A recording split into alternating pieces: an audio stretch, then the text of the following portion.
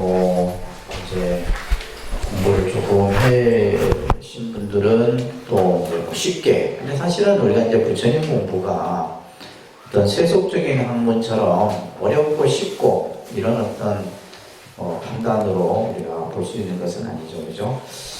자, 아무튼 그래도 여러분들이 열심히 좀 미리미리 좀 이렇게 경전도 이렇게 많이 읽어오시고 이렇게 하다 보면 저희 스님들도 경전 공부할 때 그 의미나 뜻을 잘 이해하지 못할 경우에는 그냥 무조건 읽어요. 한 번 읽고, 두 번 읽고, 세 번 읽고 이해가 될 때까지 읽습니다. 그러다 보면 자연스럽게 그 의미를 알게 되고 또 혹시 조금 이해가 안 됐던 이런 부분들도 또 이제 강의를 들으면서 이해가 되기도 하고 그래서 우리가 공부는 조금 무식한 방법으로 하는 것이 공부에 효과가 있는 거죠, 그죠? 빨리 하는 지름길은 따로 없다고 보시면 됩니다. 그런데 지난 시간에는 전체적인 원각경에 대한 전체적인 개요 부분을 살펴봤고요. 여러분들 프린트물 다 가지고 오셨죠?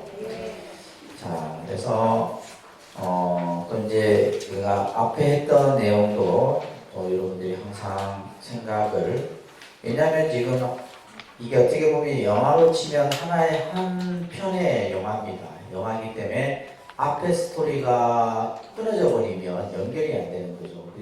그래도 다행히 이제 이 원각경은 12보살들이 이렇게 따로따로 등장을 해서 질문을 하고 또 그에 대한 부처님의 설법이 이루어지기 때문에 좀 그래도 이제 나은데, 보통 뭐 금강경 이런 경전들 같은 경우는 그냥 쭉 이어져서 그죠? 부처님과 예를 들면 수볼이나 혹은 사리불 이런 제자들 간의 이제 대화로서만 쭉 연결되어 있죠, 그죠?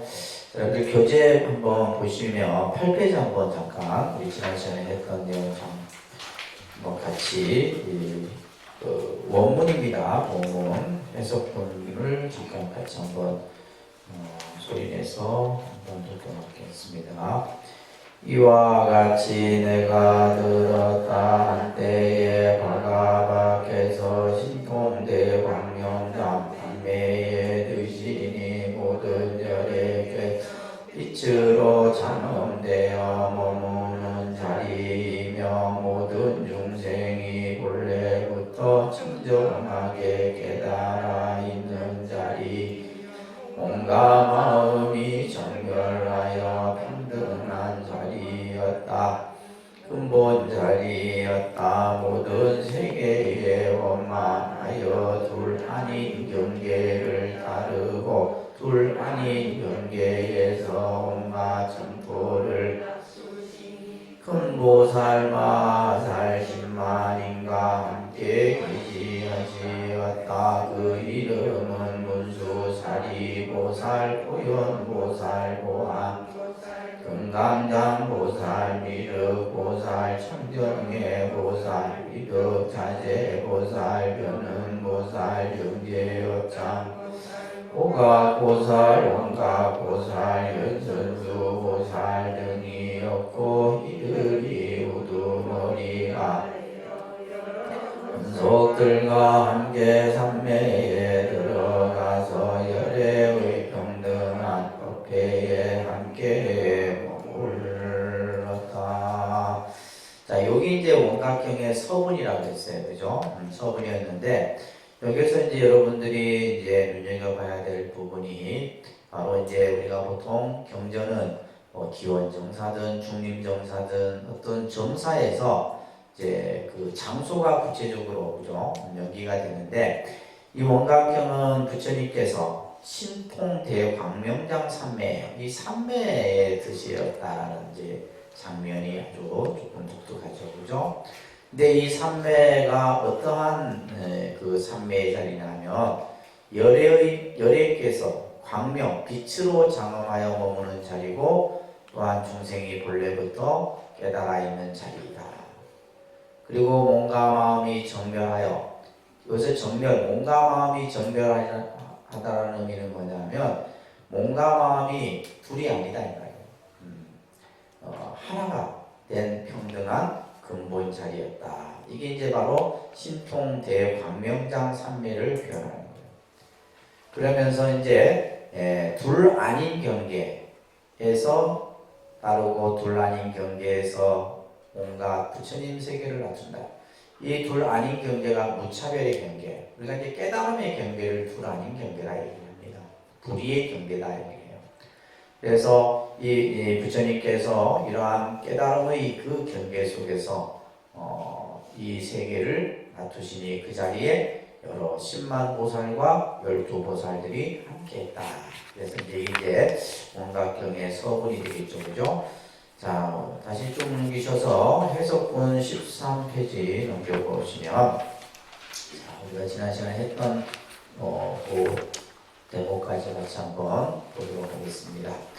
이때 문수사리 보살이 대중 가운데 있다가 얼른 자리에서 일어나 부처님과 이마를 대절하고 오른쪽으로 세 번 돌고 무릎을 세워 꿇고 손을 모으고 부처님께 여쭈어 대비하신 세존이시여 바라옵건대 이 모임에 온 법의 무리 위하여 열애께서 본래 일으켰던 청정한 인지법행을 말씀해 주소서. 우리 보살들이 대승 가운데서 청정한 마음을 일으켜 병을 여의는 방법을 말씀하셔서 오는 세상 대승을 구하는 이들이 사견에 빠지지 않도록 하옵소서. 이렇게 말하고는 몸에 5 알개를 당해 3번 청하여 마치고는 다시 시작하려 하였다. 그때 세종께서 문수사리에게 말씀하셨다. 좋은 말이다. 좋은 말이다. 선남자야, 그대는 지금 보살들을 위 열애의 인지법행을 묻고 나아가 말세의 모든 중생 대승을 구하는 자리에 머물러서 사견에 떨어지지 않게 하니 그대들은 자세히 들으라. 들으리에 말해주리라. 그때 문수사리 보살이 분부를 들어 기뻐하면서 대중들과 함께 조용히 귀를 기울여 선남자야, 위없는 법왕에게 큰 다란이 문이 있으니 이름을 원각이라. 일체의 청정한 진여와 보리와 열방과 바람이를 흘러 여러 보살들을 가르치시나니 열애가 본래 일으킨 인지는 모두가 청정한 깨달음의 모습이 원만히 비추는 위에서 무명을 영원히 끊고서야 비로소 불도를 성취하셨느니라. 자, 지금 이제 제 1장 이제 문수보살이 이제 제일 처음에 등장을 하셔서 부처님께 이제 질문을 하는데, 자, 여러분들이 온각경을 보시면서 각각의 보살들이 하는 질문을 잘 이제 그죠? 정확하게 이해해야 되고, 그 질문에 대해서 부처님이 어떠한 법을 설하는가, 이게 이제 온각경의 가장 중요한 부분이에요. 자, 우리가 이제 보시면 이제 이 문수보살이 첫 번째 질문은 열애가 본래 일으켰던, 그죠? 열애께서 본래 일으켰던 청정한 인지법행. 자, 우리가 이제 지난 시간에도 이 인지법행에 대해서, 그래서 인지라는 말은 이제 다시 말해서 보살이 수행을 닦아서, 그죠? 깨달음에 이르기 위한 그러한 행을 인지법행이라고 해요. 그래서 부처님께서 본래 그죠? 일으켰던 그러한 청정한 인지법행이 무엇인지에 대해서 그에 대해서 말씀해 주셔서 그리고는 이제 보살들이 대승 가운데서 이러한 청정한 마음을 일으키고 그리고 모든 병을 여의는 그죠? 모든 병을 없애는 그러한 방법을 말씀해 주셔서 그래서 이제 이 문수보살이 한 질문은 두 가지예요. 부처님께서 깨달으셨던 본래 일으켰던 청정한 인지법행이 무엇입니까? 또 청정한 마음을 일으켜서 모든 병을 여의는 방법이 무엇입니까? 그렇게 함으로써 뭐요? 대승을 구하는 이들이 누구예요? 보살들이 말이에요. 그들이 일체의 어떤 사견에 빠지지 않도록 하소서. 그러니까 부처님 법을 바로 보고 그래서 우리가 이제 이 사견에 반대되는 말이 정견이잖아요. 그죠? 그래서 우리가 이제 부처님 공부를 한다는 것은 정견을 세우는 데 있다. 그래서 이들로 하여금 사견에 빠지지 않도록 해주십시오. 이렇게 이제 문수보살이 물은 것에 대해서 부처님이 이제 설명을 합니다. 자, 그러면서 이제 그 밑에 단락에 보시게 되면 선남자야. 위없는 법왕에게, 위없는 법왕은 누구예요? 바로 부처님이죠. 그죠? 부처님에게는 큰 다란이 문이 있다. 그래서 이제 우리가 이 다란이라는 말은 모든 진리, 모든 법이 다 담겨 있는 그것을 이제 다란이를 우리가 이제 총지라는 말로 썼습니다. 총지. 다란이가 가지고 있는 여러 가지 뭐 진원이라는 뜻도 있고 그죠? 있는데 여기에서는 이제 이 총지라는 말이 있어요. 총지.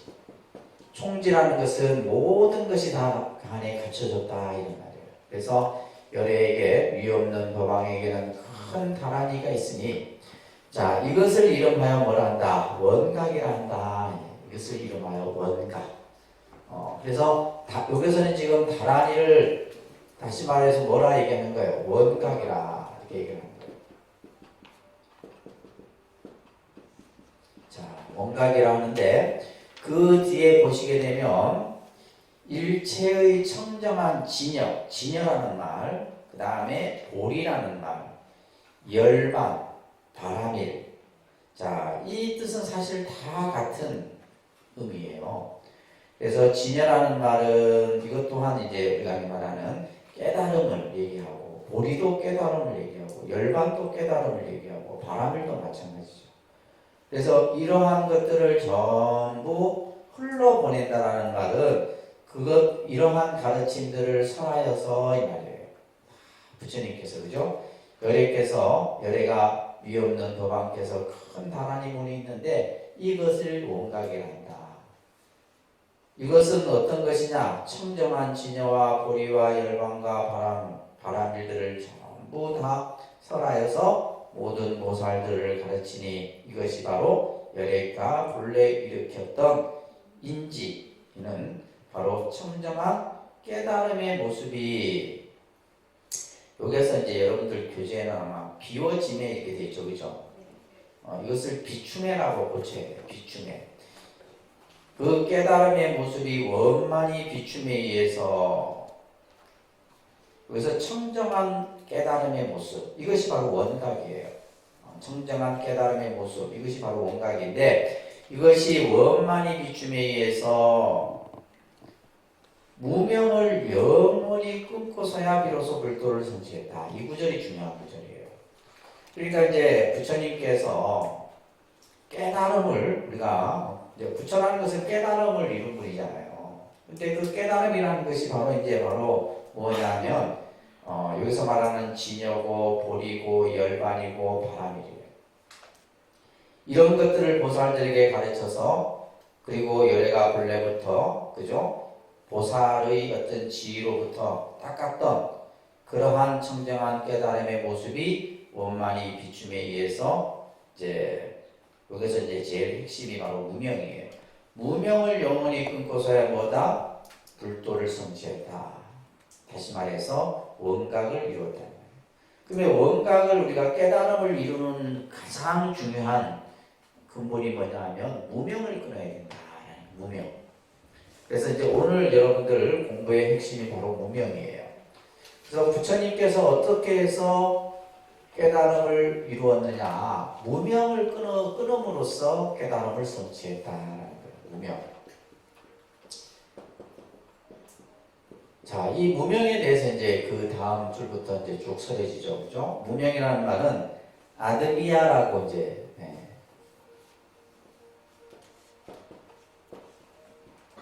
인도 말로는 아드비아라고 이렇게 이제 읽혀집니다. 그래서 다시 말해서 이제 캄캄한 상태죠. 그죠? 자, 근데 원각경이 가장 잘 설명을 하고 있어요. 무명에 대해서. 자, 같이 한번 봅니다. 자, 어떤 것이 무명인가? 어떤 것이 무명인가? 자, 이제 우리가 이제 경전을 이렇게 보면 이렇게 이제 전체적인 핵심을 얘기해 놓고 그것에 대해서 이제 하나하나 설명을 하고 있어요. 여러분들 앞에 11페이지 보시게 되면 원문에 보면 운하무명이고 운하무명 무엇을 무명이라 하는가 이렇게 한문으로 우리가 보면 이제 선남자야 일체 중생이 이렇게 있죠. 선남자야 일체 중생이 종무시래로부터 이거 하니까 어렵죠, 그죠? 자, 다시 한글로 넘어볼게요. 자, 선남자야 사실은 이제 한문을 좀 알면 한문으로 보는 게 좀 더 이해하기가 빠른데, 자, 어떤 것이 무명인가? 선남자야 일체 중생이 무시래로부터 이것은 이제 한량없는 시작을 알 수 없는 그 시간으로부터 이 말이에요. 그래서 여기에서는 이제 시초가 없는 과거로부터 이 말이에요. 각가지로 뒤바뀐 것이 말이에요. 이것을 이제 원문에서는 전도라는 말을 쓰고 있어요. 전도. 이 전도 우리가 이제 전도몽상 반야신경에도 나와요. 전도몽상 구경열반 이렇게 나오는데 그때도 이제 이 전도라는 말은 뒤바뀌어진 상태를 전도라고 해요. 뒤바뀌어진 상태. 그래서 예를 들면 과거로부터 그죠 각가지로 뒤바뀐 것이 다시 말해서 바로 된 것이 아니라 거꾸로 됐다. 전도됐다. 차는 전복됐다 이렇게 표현하잖아요. 그죠? 전도됐다라는 것은 거꾸로 됐다. 그것이 마치 뭐와 같느냐 하면 어리석은 사람이 사방을 바꾸어 아는 것 같다. 사방을 바꾸어 안다라는 말은 우리가 동서남북이 있으면 정확하게 동서남북 이렇게 알아야 되는데 동을 서로 알고 남을 북으로 알고 이것을 이제 표현하는 거예요. 사방을 뭐요? 바꾸어 아는 것과 같다. 이게 전도다 이 말이에요. 뒤바뀌어져서 생각하는 거예요. 또한 사대를 잘못 알아 자기 몸이라 여기고 우리가 사대는 뭐야? 지수화풍 우리의 그죠? 이 몸을 구성하고 있는 네 가지의 요소를 사대라고 해요. 사대. 이거 다 아시죠, 그죠? 지수화풍이라고 합니다, 그죠? 우리 이 몸은 뭘로 이루어졌어요? 몸을 이루고 있는 이제 하나의 요소들이죠. 그래서 우리가 이제 딱딱한 것, 수분, 불, 바람 이렇게 이제 지수화풍 4대로 이루어져 있는데 이것을 뭘로 생각해요? 자기 몸이라 생각해요. 이게 이제 바로 전도된 거예요. 전도된 거. 그래서 사방을 바꾸어서 아는 것과 같고 또한 사대를 잘못 알아 자기 몸이라 여기고 뿐만이 아니라 육진의 그림자를 자기 마음으로 삼으니 육진의 그림자를 이제 원문에 보면 육진연영이 위 자신상하니 이렇게 돼 있어요. 이것은 뭐냐면 이건 조금 이제 설명이 이제 여러분들 반야신경이나 이런데 공부하신 분들은 좀 이해가 하기가 쉬운데 우리가 보통 이제 육군을 이제 안이비설신의 얘기하죠, 그죠? 육군 안이비설신의 그 다음에 색성향미촉법 들어보셨죠? 안이비설신의 색성향미촉법 그 다음에 이제 이것을 통해서 이루어진 여기서 진짜는 뭐냐면 번뇌를 얘기해요. 그래서 육진이라는 것은 눈으로 의해서 생기는 번뇌, 소리에 의해서 생기는 번뇌, 귀로 인해서, 그죠? 우리가 어떠한 대상을 접할 때마다 번뇌가 일어나는데 그것을 이제 육진이라 얘기하는 거예요. 그 육진의 그림자, 나타난 모습이죠, 그죠? 그 육진의 그림자를 뭘로 생각하는 거예요? 내 마음으로 생각하는 거예요. 자, 내가 지금 어떤 대상을 봐요. 어떤 눈으로 어떤 대상을 보는데 이게 내 마음이 보는 것이다 생각하는 거예요. 우리가 그렇게 생각하는 거예요. 내가 어떤 대상을 보거나 또 소리를 들을 때 내가 내 마음이 그 소리를 듣는다 생각하는 거예요. 근데 이제 그런 것들이 전부 뭐다? 잘못된 것이다 라는 거예요. 그래서 동서남북 방위를 거꾸로 알고 사대를 자기 몸으로 생각하고 육진의 그림자를 뭘로 생각해? 자기 마음으로 삼는 것이니. 자, 이렇게 이제 이것을 전도라는 단어를 이렇게 설명을 하는 거예요. 다시 말해서 뒤바뀌어서 생각하는 거죠. 이게 아니다. 이건 잘못된 것이다. 그래서 이제 이것을 다시 비유해야죠. 비유하건대 이렇게 되죠. 그죠? 자, 여기서 이제 이 원각경에서 가장 많이 등장하는 비유입니다. 이 비유 중에. 자, 눈병이 났어요. 네, 눈병. 그래서 이제 이 원문에는 어떤 표현이 나오냐면 이제 눈에 병이 났어요. 눈에 병이 나라는 것을 비유를 합니다. 자, 눈에 병이 났을 때 허공에서 꽃이 보여요. 허공에. 다시 말해서 눈에 병이 나지 않았을 때는 아무것도 보이지 않았는데 내가 눈에 이제 예를 들면 뭐 쉽게 얘기해서 뭐 백내장이 끼거나 그죠? 뭔가 어떤 사물을 정확하게 볼 수 있는 점점 시력이 흐려졌을 때 눈에 병이 뭐 났을 때 마치 이 허공 가운데 꽃이 핀 것처럼 어렴풋이 보인다는 말이에요. 또 마찬가지로 그죠? 달을 보면 달이 두 개로 보여요. 이게 지금 이거예요. 눈이 지금 안 좋은 상태죠, 그죠? 이걸 이제 비유를 하는데 그것과 같은 것이다 이 말이에요. 그것과 같은 이것을 뭐라는 거예요? 이제 이것을 바로 이제 전도라는 말을 쓰는 거예요. 그래서 무명이라는 것이 이와 같은 거예요. 자, 그러면서 선남자야 허공에는 실제로 꽃이 없다 이 말이에요. 허공에는 실제로 꽃이 없는데 눈에 병이 나니가 허망하게 그것이 마치 있는 것이냐 집착하거늘 허망한 집착 때문에 허공의 제 성품을 잘못 알았을 뿐만 아니라 자 여기서 지금 허망한 집착이라는 말 그러니까 우리가 중생은 뭐냐면 결국 이 무명과 망상 번뇌가 어째서 일어나느냐 하면 이 허망한 집착 때문에 내 것이 아닌데 우리는 내 거라 하고 그죠? 예를 들면 뭐 아까 얘기했던 사방을 거꾸로 생각하고 또 자기의 마음이 아닌데 마치 자기의 마음이랑 생각하고 이것을 이제 이렇게 허공에 핀 꽃으로 비유를 합니다. 이것을 공화라고 비유합니다. 공화. 허공에 핀 꽃이다. 근데 그 허공에 꽃이 피어 있느냐? 본래는 없는 것이다 라는 거예요. 본래는 없는 것인데 그것이 마치 허망하게 집착한다. 쓸데없이 부질없이 그것에 마치 있다라고 막 우기는 거죠. 나는 그 허공의 꽃을 봤다. 근데 허공의 꽃이 없는데 자꾸 봤다라고 이제 집착을 하는 거예요. 그래서 허망한 집착 때문으로 인해서 뭐예요? 허공의 제 성품을 잘못 알았을 뿐만이 아니라 허공이 가지고 있는 그것을 이제 우리가 이제 공성이라고 해요. 허공이 가지고 있는 본래 성품. 근데 그 허공이 가지고 있는 본래 성품은 아무것도 없는 거예요. 지금 허공에 아무것도 없잖아요. 없는데 우리가 이제 허망한 집착이나 잘못된 고집으로 인해서 그것이 마치 있는 것이냐 알게 되었다라는 거예요. 그래서 잘못 알았을 뿐만이 아니라 실제 꽃이 나오는 자리까지도 모르니라.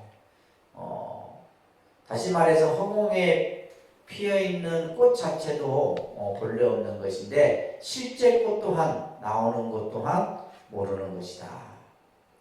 자, 그렇기 때문에 이와 같은 까닭에 앞에 이제 설명했던 것을 마지막 이제 또 정리해서 또 설하는 거예요. 그렇기 때문에 뭐요? 아닙니다. 허망하게 생사의 헤매니 그러므로 무명이라 하느니라. 자, 여기서 중요한 것은 허망하게, 그죠?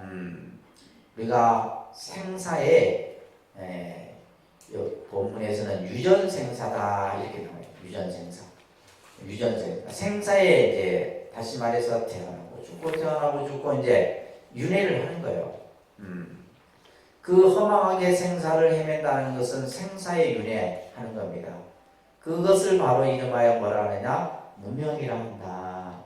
그래서 우리는 이제 무명이라는 것은 단순히 이 어떤 용어적인 측면에서 보면 캄캄한 어떤 어둠의 상태, 아무것도 알지 못하는 무지의 상태를 무명이라는데, 이것은 마치 이제 이 원각경에서는 우리의 생각이 뭐요? 뒤바뀌어져서 잘못 아는 거죠.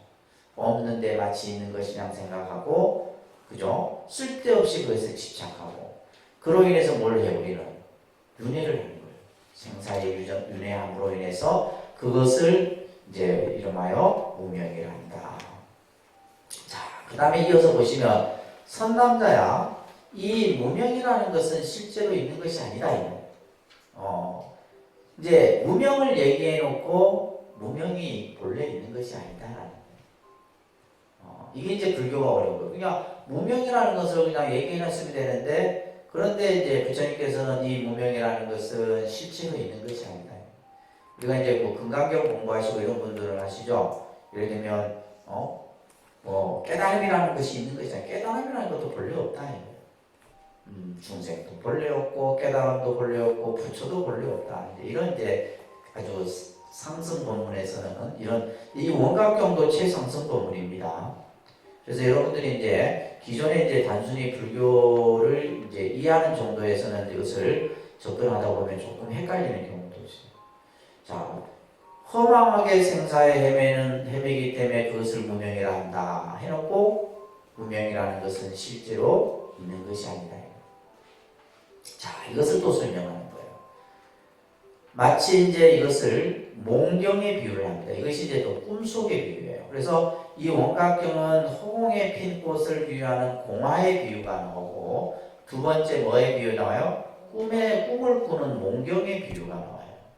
이게 스님들이 가장 법문을 할 때 많이 인용하는 비유예요. 이 비유가. 자, 마치 꿈을 꾸는 사람이 꿈속에는 없지 않다가, 꿈속에서는 마치 실제인 양으로 생각한다. 막 쫓겨다니기도 하고, 막 좋아하고, 그죠? 그 안에서 희노애락이 다 나타납니다. 그런데 꿈을 깬 뒤에는 뭐다? 아무것도 없는 거와 같다. 이게 몽경의 비유예요. 그러니까 무명이라는 것도 사실은 본래 없는 거예요. 꿈을 깨고 나니까 본래 없는 거예요. 이 꿈을 깬 상태가 뭐냐면, 다시 말해서 뭐요? 무명에서 벗어난 상태. 그러니까 우리가 깨달음을 얻고 나면 무명이라는 것이 본래 없었던 거예요. 근데 이제 중생의 입장에서 보면 무명으로 인해서, 그죠? 우리가 전도된 생각을 일으키고 허망하게 집착하고 분별하고 이러면서 이제 스스로 업을 짓고 하는 것인데, 우리가 이제 깨닫고 나면 이것은 본래 뭐다? 없는 것이다. 이것을 이제 이 꿈 몽경의 비유로서 설명하는 겁니다. 아무것도 없는 것과 같다. 이해되세요? 뭐 이런 이해는 뭐 여러분들이 쉽게 이해할 수 있는 비유라고 보시면 됩니다. 또 뭇 허공의 꽃이 허공에서 사라졌을 때, 허공에 꽃이 피었어요. 근데 그 꽃이 없어졌어. 다시 말해서 없어졌다는 것은 뭐예요? 내가 눈병이 나았다는 거예요.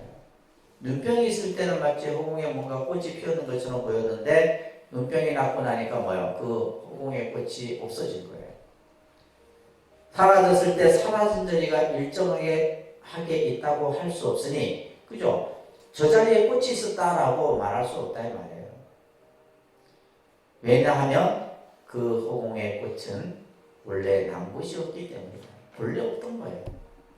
그래서 무명이라는 것도 마찬가지고, 우리가 이제 이 깨달음이라고 하는 이런 어떤 경계 또한, 이제 우리 중생의 입장에서 보면 이런 것들을 자꾸 인식하고 분별하다 보니까 그것에 대해서 집착을 하지만, 이제 우리가 이제 이렇게 이 부처님의 설법을 통해서 본래는 무명이라는 것도 없다 이 말이에요. 근데 이제 이것에 대해서 계속 설법이 이어지는 거예요. 근데 무명이 없다면 어떻게 깨달을 수 있고, 그죠? 이런 얘기가 뒤에서 쭉 이어지는 거예요. 근데 굉장히 재밌는 얘기죠. 자, 따라합니다. 일체 중생이 일어남이 없는 가운데서 망령때의 생멸이 있다고 여긴다. 자, 우리 중생은 본래 여기서 일어남이 없다라는 말은 다시 말해서 우리가 보통 이제 이 생멸의 현상을 생은 태어나는 거고 멸은 죽는 거예요. 그래서 이제 우리가 옛날 이제 선사들 같은 경우는 본래 태어난 바가 없는 거예요. 우리가 이제 본질적 입장에서 보면 이것을 이제 우리가 이제 여러분들이 두 가지의 견해가 여러분들 이제 교리 공부할 때 설명을 들었는지 모르겠어요. 이제의 설법이 있는데 첫째는 세속제라고 하는 개념이 있어요. 세속제. 이 제자는 진리라는 두 가지 개념을 이제 불교에서는 설명을 해요. 세속제. 세속제는 뭐냐면 중생의 생각에서 보는 거예요. 중생의 생각. 여러분들의 입장에서 보는 것을 세속제라고 해요. 그러니까 이 세속제는 뭐가 있어요? 이 세속제는 늘 뭐가 있냐면 분별이 있어요. 이거는 여기에는 항상 뭐냐면 분별적 사고가 관여되어 있다는 거예요. 그렇기 때문에 이제 여러분들은 뭐 어떤 대상을 보든 뭐에 대해서는 항상 뭐요? 생각이 한쪽에 나눠지게 되죠. 좋다, 싫다, 내 거다, 네 거다, 그죠? 싫고 좋은 것들이 항상 나눠지게 돼요. 이거는 이제 세속제적인 입장이고, 반면에 이제 승리제라고 하는 개념이 있어요. 승리제. 이제 공부를 하는 분들은 네이버 검색을 하면 금방 나옵니다. 이런 것들은 다 네이버에 다 나와요. 쉽게 용어 같은 경우. 그래서 승리제는 이거는 뭐냐 하면 깨달음의 경계에서 보는 거예요. 깨달음의 관점에서 보는 거예요. 그러니까 다시 말해서 세속제는 중생의 입장에서 보는 거고 관점이 틀려요. 승리제는 이것은 뭐예요? 깨달은 경계에서 보는 거예요. 그러니까 깨달은 경계에서 보면 뭐예요? 무명이라는 것도 본래 없는 거예요. 무슨 말 이해되세요? 부처님의 입장에서 보면 부처님께서 무명을 얘기했지만 무명이라는 것도 본래 없는 것이다. 그런데 이제 중생의 입장에서 보면 무명이 있죠. 무명이 있는 거예요. 무명이 있고 또 우리가 말하는 육근, 육식, 그죠? 이런 어떤 12처, 18개의 그런 모습들이 다 있는 거예요. 그래서 우리가 이제 반야심경 같은 경우는 뭐예요? 깨달음의 경계에서 서있기 때문에 일체가 다 공하다 얘기를. 이거는 이제 깨달음의 경계에서 얘기를.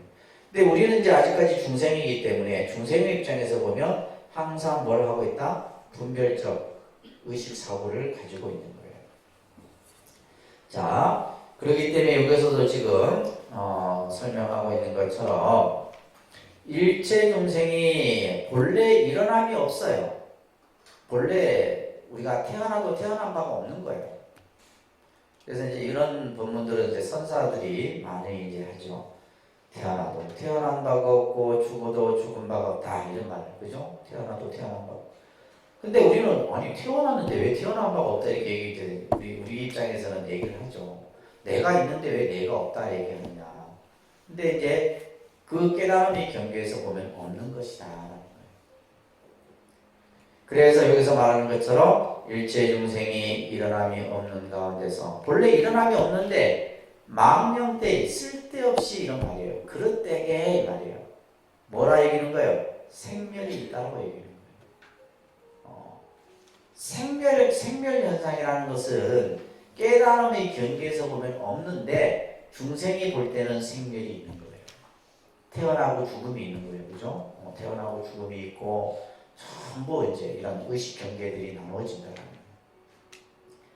그러므로 뭐다? 중생들이 생사에 헤맨다 한다. 왜 우리가 이제 스님들이 보는 가운데 중생들은 늘 생사에 헤맨다. 다시 말해서 생사에 헤맨다라는 말은 뭐예요? 나고 죽고 끊임없이 윤회에서 벗어나지 못한다. 그런데 깨닫고 나면 뭐요? 생사라는 것이 없는 거예요. 생사가 없어지는 거예요. 이게 이제 우리가 예를 들면 원각의 경계에서 보면 무명이라는 것도 없고 생사도 없고 본래 아무것도 없다는 거예요. 자, 선남자야 열애의 인지에서, 열애의 인지라는 말은 뭐예요? 부처님께서 수행을 닦아가는 그 지혜에서 보면 이 말이에요. 수행을 닦아가는 그 지혜에서 보면 원각을 닦는 이가, 원각을 닦는 이가 누구예요? 원각을 닦는 이라는 말은 깨달음을, 그죠? 깨달음의 그 수행을 닦아가는 이가 이러한 허공꽃을 알면, 허공꽃이라고 하는 것이 본래 없다 그랬어요, 그죠? 없는데 중생이 그릇되게 있다고 생각을 할 뿐이에요. 그 허공꽃을 알면 어떻게 된다? 헤매미 즉시에 없어질 것이며,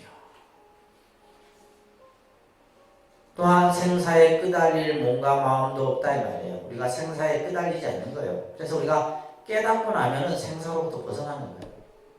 우리가 이제 궁극에 우리가 가야 할 길이 바로 이 자리다 이 말이에요. 깨닫고 나면 생사로부터 벗어나는 거예요. 근데 우리가 이제 흔히 그러죠. 어떻게 하면 생사에서 벗어날 수 있습니까? 어떻게 하면 나고 죽음으로부터 벗어날 수 있느냐 이거예요. 그죠? 생사윤회로부터 어떻게 하면 벗어날 수 있느냐? 그죠? 그랬을 때 지금 이 원각경에서는 뭐요? 그 생사라는 것이 본래 없는 줄 알면 생사로부터 벗어나는 거예요.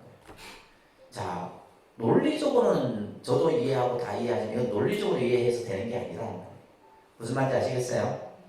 논리적으로 이해하면 뭐 원각경 논문 쓴 사람들은 다 깨달음을 얻은 사람이겠지. 그게 아니에요. 우리는 이해는 하지만은 그렇구나. 부처님께서 이렇게 생사를 벗어나는 길은 뭐요? 생사가 본래 없다라는 사실을 알면 돼. 이게 핵심입니다. 아셨죠? 생사를 벗어나는 길은 뭐요? 생사가 본래 없다라는 사실을 알면 돼요. 근데 그걸 모른다는 말이에요.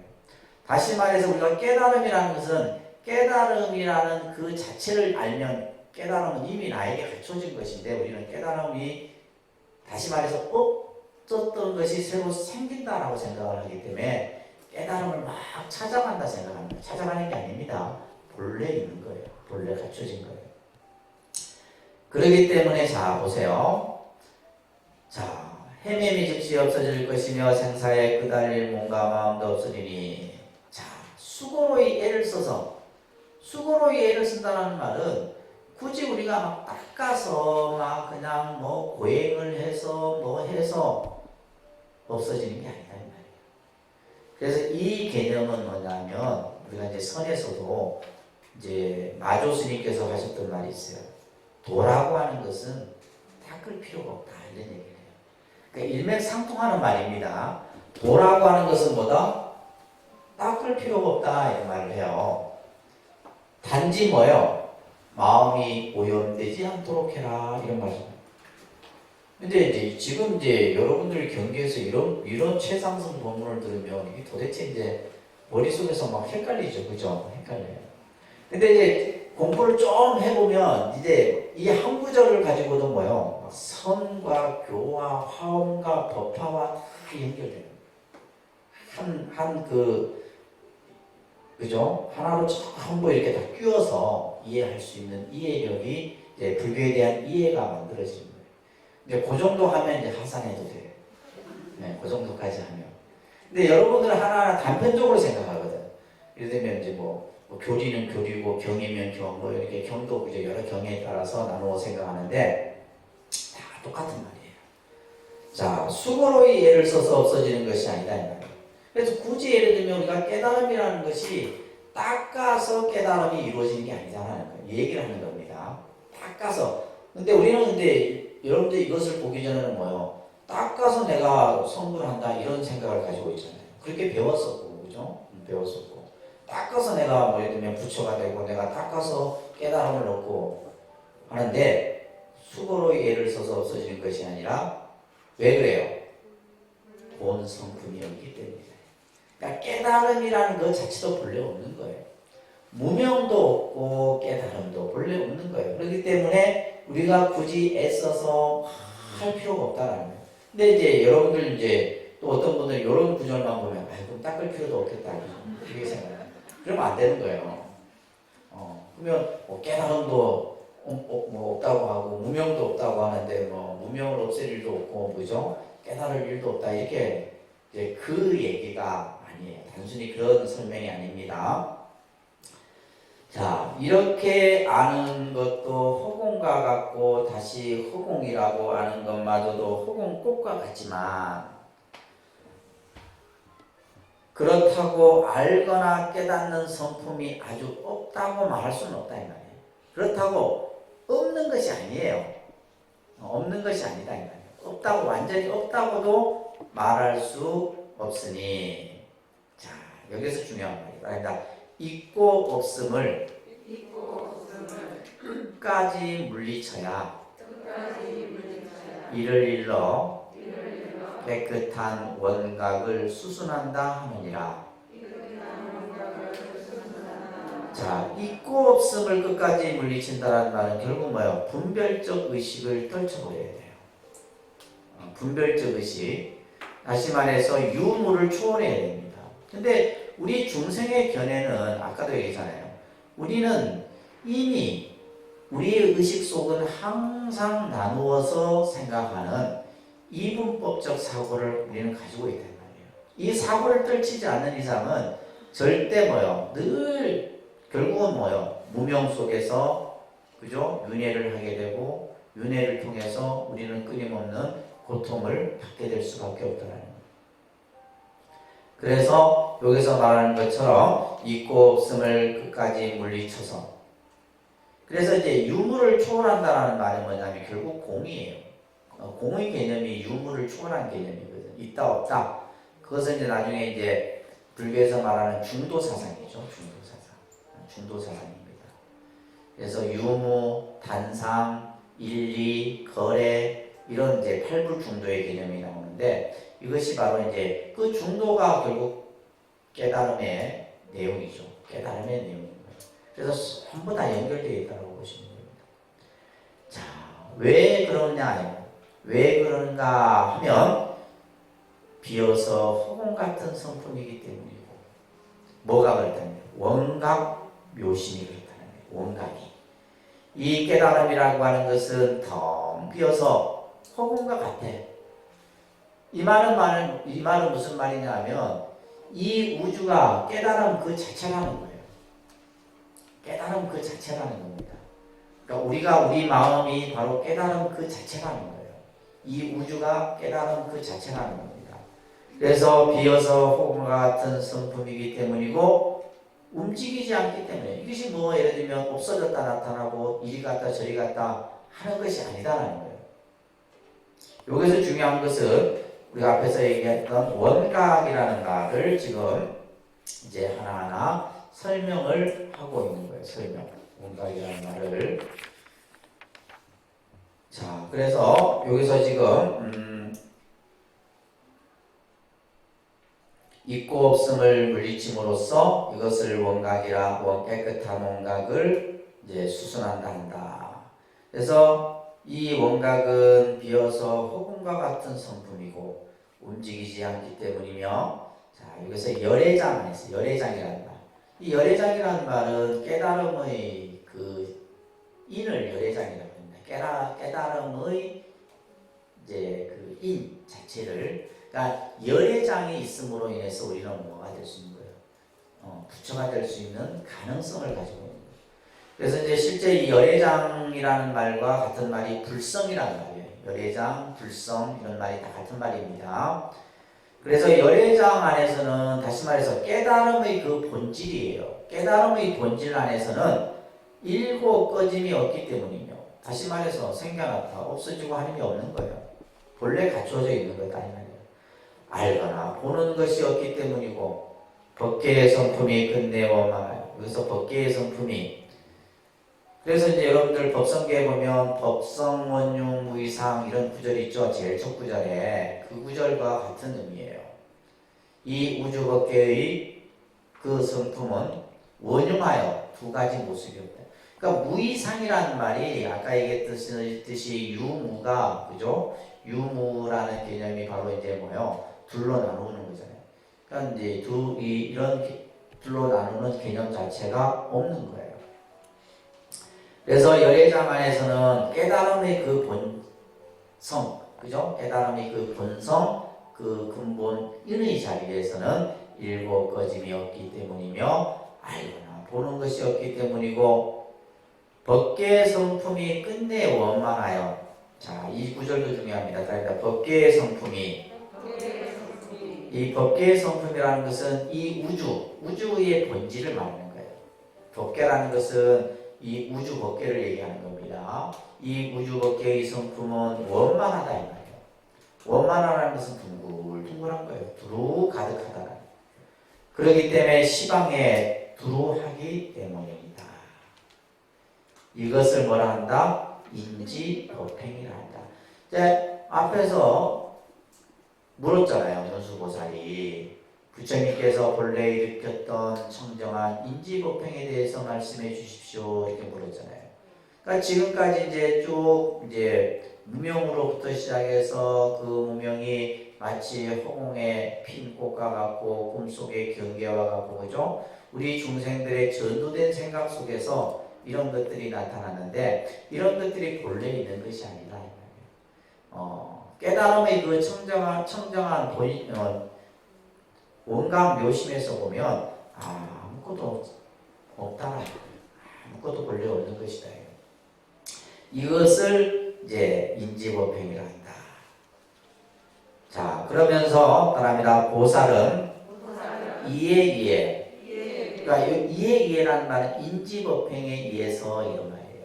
인지법행에 의해서 뭘 일으켜요? 대승법인 청정한 법의 마음을 이룰 것이며, 그죠? 청정한 법의 마음을 일으킨다는 것은 발보리심을 일으켜라. 발보리심. 쉽게 얘기해서 발심을 일으킬 것이며 이 말이에요. 그래서 청정한 그 가르침의 마음을 일으킬 것이며 말세 중생들도 이에 의해 수행하면 뭐에 빠지지 않는다? 사견에 빠지지 않는다. 이 생각이 중요한 거예요. 자, 우리가 이제 이 무명으로 인해서 중생이 생사윤회한다. 이렇게 이제 단편적으로 이제 여러분들이 교리를 공부할 때 그렇게 배웠어요. 그래서 우리가 12연기를 보면 무명, 행식, 명생, 유기, 촉수회, 치유, 생로사, 그죠? 그래서 부처님이 보리수 아래에서 인간은 왜 태어나고 늙고 병들고 죽는가? 이 생사의 문제를 거슬러 올라가 봤더니 뭐예요? 뭐로부터 시작이 된 거예요? 무명으로부터 시작이 된 거예요. 그래서 이제 우리가 윤회의 가장 근본 원인이 무명인데, 무명이라는 것이 이제 가장 이제, 그래서 무명으로부터 이제 우리가 하나하나 이제 없애는 과정을 또 설명하죠. 그죠? 무명이 멸하면 행이 멸하고, 행이 멸하면 식이 멸하고, 식이 멸하면 명색이 멸하고, 쭉. 다 기억나시죠? 처음 듣는 표정으로 다 앉아계시죠. 멸한다 이 말이에요. 쭉 멸하면 나중에 뭐요? 생로 우비군에 또한 멸해지는 거예요. 이제 이것이 이제 부처님께서 12연기를 통해서 이제 이 중생의 생사의 모습을 아신 거예요. 그런데 그 무명이라는 것이 본래 있는 것이냐? 없다라는 거예요. 무명이라는 것도. 그러면 그 깨달음이라는 것이 그것이 뭐 새로 만들어지는 것이냐? 그런 것이 아니라는 거예요. 그 깨달음이라는 것도 본래 있는 거예요. 우리 중생, 우리에게. 이 얘기를 지금 여기서 하는 겁니다. 그래서 바로 이제 보살들은 이러한 청정한 법의 마음을 일으켜서 수행을 해 나가면 사견에 빠지지 않으리라. 그리고 나서 이제 부처님이 다시 개송으로 얘기를 하는데 이러한 그 형태를 보통 우리가 중송이라고 한다고 했어요. 뭘 한다고요? 중송. 거듭 다시 이제 중송이라고도 하고 이것을 고기송이라고도 합니다. 다시 설하는 거예요. 앞에 이제 설했던 그 길게 이제 쭉 설했잖아요. 산문 형태로 쭉 설했던 것을 다시 이제 핵심을 추려서 식구로 다시 설하는 것을 중송이라 해요. 그래서 지금 이제 원각경 같은 경우도 그렇고 우리가 관음경도 이제 보문품 같은 데도 보면 앞에 했던 내용을 다시 이제 중송으로 다시 또 설하는 거죠. 그래서 다시 거듭소하는 겁니다. 그래서 이제 보면 욕중선차의 이설기언이다. 세존이 다시 이 뜻을 설하기 위하여 개송으로 말한다. 이렇게 하면서 이제 이 중송이 설해집니다. 떠나입니다. 문수여 그대는 마땅히 알라. 한량이 없는 모든 여력께서 본래 보리신 낸 마음에서 땅에서 모두 다 지혜의 깨달음으로, 여기서 땅이라는 것은 인지를 말하는 거예요. 땅. 그죠? 인지로부터 지혜의 깨달음으로써 무명을 분명하게 통달했다. 그래서 부처님께서 그 원각의 청정한 마음으로부터 무명이라는 것을 다 환하게 알아보는 거예요. 그래서 이제 우리가 흔히 말하는 무명이 타파됐다 이제 무명을, 그래서 무명이라는 것을 우리는 뭐 하자는 거예요? 없애자는 것이 불교의 목적. 무명이 없어진 자리가 바로 뭐다? 원각이다 이런 얘기예요. 아셨죠? 무명이 없어진 자리가 바로 뭐다? 원각의 자리다 이 얘기예요. 그러니까 이제 무명을 어떻게 이제 없애느냐 이런 얘기들이 지금 이제 계속해서 이 원각경에서 이제 수행의 방편으로 설명이 되어지는 겁니다. 그래서 무명이, 그러면 우리가 이제 이 무명을 없애기 위해서 무명의 본질을 알아야 될 거예요. 무명이 도대체 뭐냐, 무명이라는 것이. 근데 무명이 왜 일어나느냐? 아까 얘기했잖아요. 뭐 때문에 일어난 거예요? 전두된 생각에서 일어난 거예요.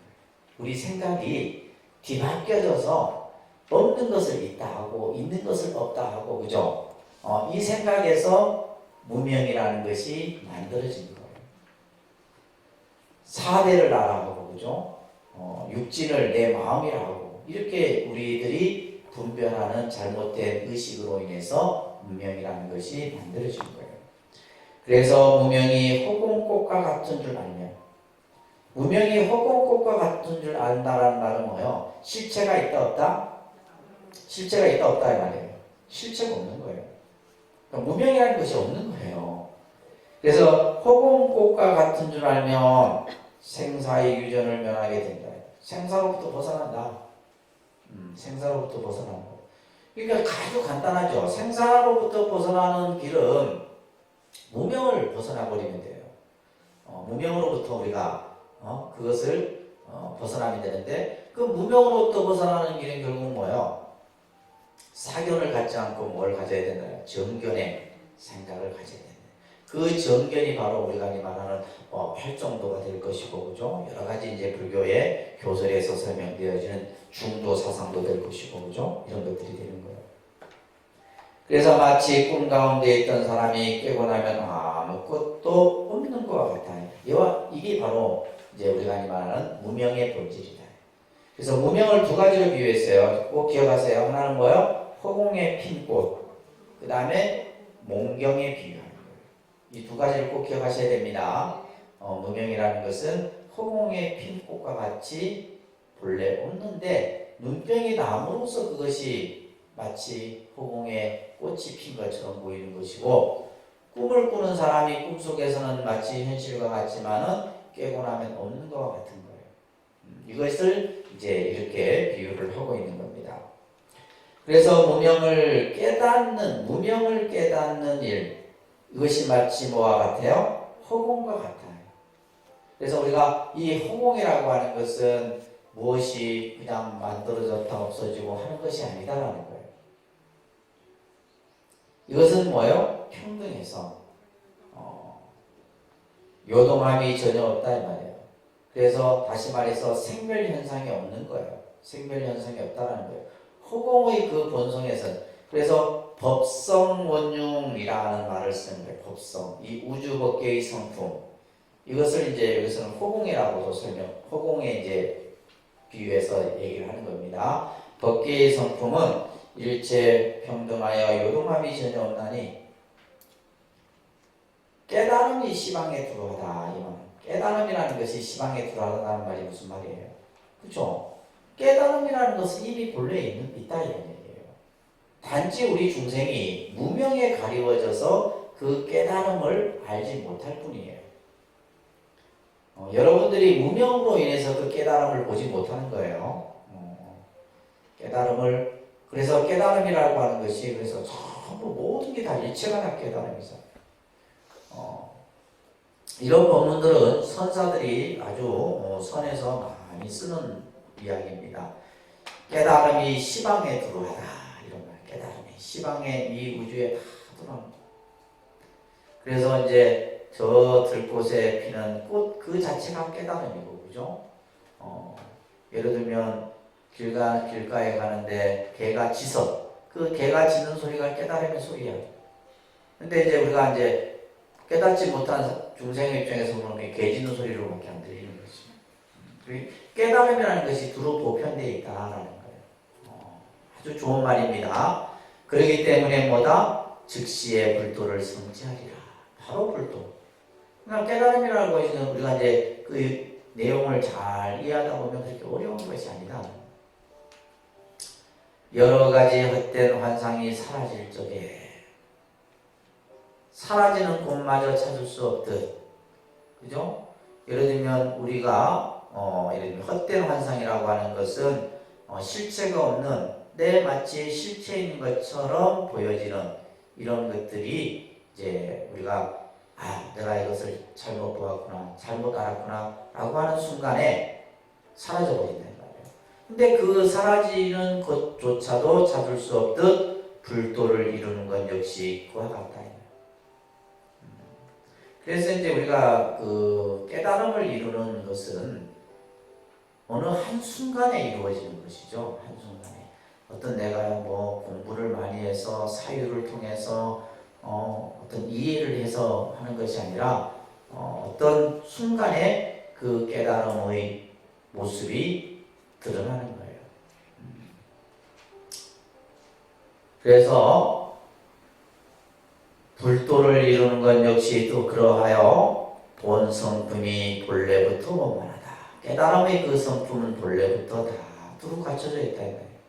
모든 시방법계의 깨달음은 다 두루하다라는 겁니다. 그렇기 때문에 보살은 얻을 바 없는 마음에 의해서 청정한 보리심을 일으킬 것이니.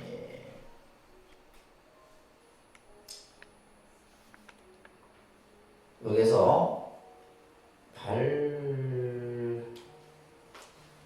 원문을 잠깐 보시면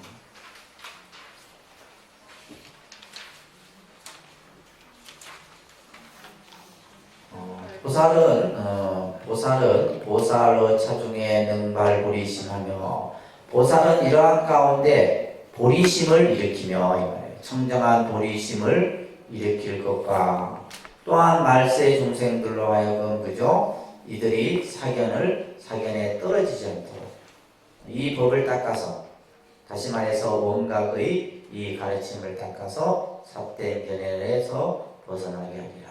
이렇게 하면서 이제 앞에 했던 문수보살의 그 긴 설명을 개송으로서 설명하고 있습니다. 자, 지금 문수보살장에서 제일 핵심은 이거예요. 중생의 가장 큰 병이 뭐냐? 그죠? 가장 큰 병은 유무에 떨어지는 병이에요. 다시 말해서 있다, 없다, 나다, 너다라고 하는 차별적 의식 경계에 떨어지는 것이, 그래서 이것을 우리는 이제 분별심이라고 한마디로 얘기하는 거예요. 무슨 심? 분별심이에요. 근데 여러분들이 분별심이 안 생기지 수가 없잖아요. 그죠? 모든 대상에 대해서 인식을 하는 가운데 자기 생각에 따라서 모든 것을 나눈다 이거예요. 이게 분별심이에요.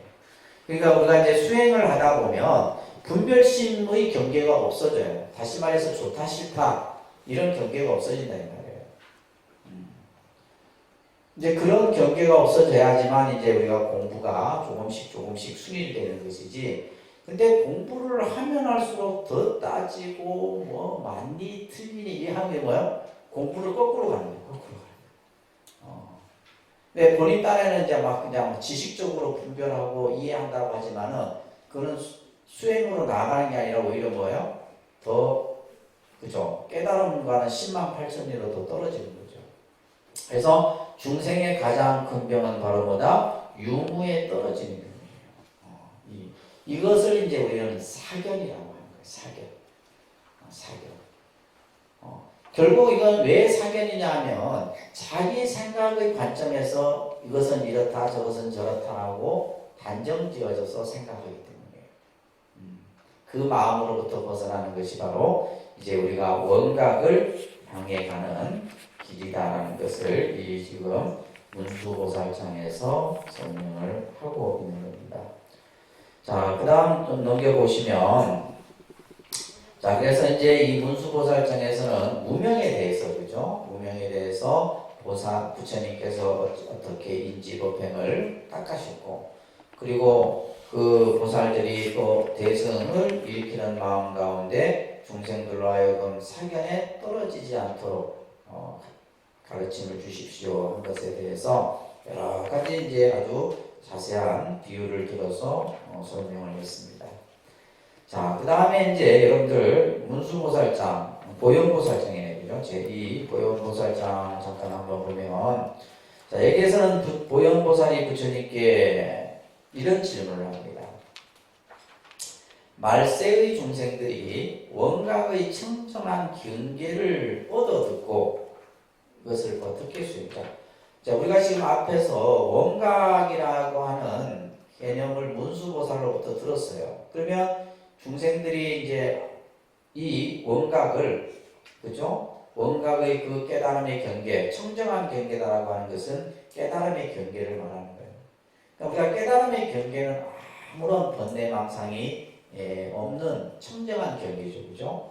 자, 이것을 어떻게 수행해야 합니까? 이것을 듣고는 어떻게 우리가 닦아가야 합니까? 그러니까 보현보살장에서는 이제 닦는 방법에 대해서 얘기하는 거예요. 그래서 이제 수행이 이제 반드시 뒤따라져야 되는 거죠, 그죠? 라는 질문과, 자, 여기서 또 중요한 질문이 나와요. 보현보살이 무명이 헛개비와 같다면, 헛개비는 여기서 이제 호공의 핀 꽃을 공화라 했다라면, 여기에서는 이제 환화라고 하는 헛개비가 나와요, 헛개비에 대한 비유가 나옵니다. 이 보현보살장에서는.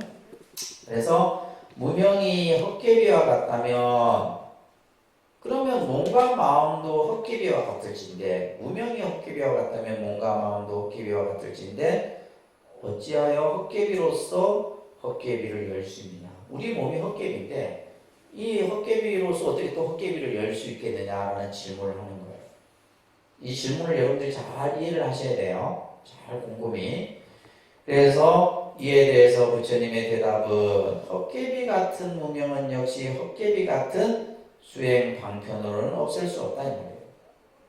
모든 헛개비는 사라지더라도 헛개비라고 깨달은 그 마음, 다시 말해서 아까도 얘기했듯이 무명을 무명인 줄 알면 무명으로부터 우리가 벗어나는데, 근데 무명을 무명인 줄 몰라요. 그리고 또 무명을 무명인 줄 아는 그 자체에 또 우리가 집착돼서도 안 되는 거예요. 그래서 헛개비를 헛개비라고 깨달은 그 마음, 원각의 마음은 사라지지 않는다. 헛개비가 사라질지라도 뭐요? 원각의 그 청정한 그 깨달음의 자리는 없어지는 것이 아니다라는 얘기를 여기서 하고 있습니다. 자, 여러분들 프린트를 한번 보세요. 자, 6페이지 보시게 되면 제2보현보살장 한번 볼게요.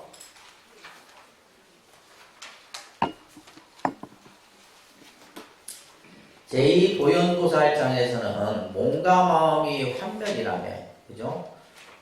헛개비와 같다라면 잠깐 나타났다 없어지는 거예요. 헛개비는 뭐예요? 실체가 있는 게 아닙니다.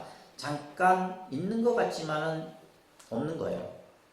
같다면 누가 수행을 하며, 만약 수행하는 자가 없다면 어떻게 망상심으로 우리가 해탈할 수 있겠습니까? 이렇게 이제 질문을 한 것에 대해서 부처님이 답을 합니다. 선남자 일체중생이 갖가지 한화, 이 한화가 헛개비입니다. 한화요. 그러니까 화는 이거는 뭐냐면 이제 말 그대로 실체가 아닌 모습을 환이라고 해요. 환. 그것이 나타난 모습을 환화해서 헛개비 이렇게 번역을 하는데, 하나가 모두 열애의 원각 묘심에서 생겨난 것이 마치 공화가 허공에서 생긴 것과 같다. 이렇게 이제 얘기를 하고 있어요. 자, 부처님의 그 원각이, 그죠? 원각 속에서 하나가 나타난 거예요. 이것은 마치 허공에서 공화가 생긴 것 같다. 그렇기 때문에 화나는, 헛개비는 비록 멸하지만은 그 허공의 성품은 없어지지 않는 것처럼 모든 화는 멸하여 없어지지만 원각의 묘심은 없어지지 않는다.